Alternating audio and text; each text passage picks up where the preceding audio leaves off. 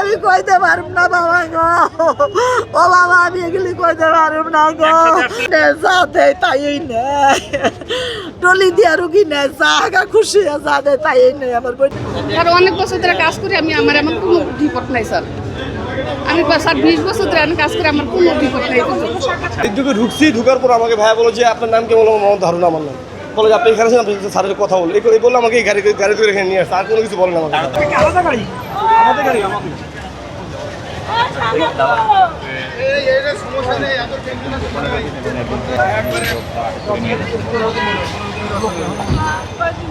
দালাল এবং ছিনতাইকারী এবং একটা দালাল চক্র সিন্ডিকেটের কারণে জনগণের গরিব সেবা প্রার্থী জনগণের দোরগোড়ায় এই চিকিৎসা সেবা পৌঁছে দেওয়া কঠিন হচ্ছে।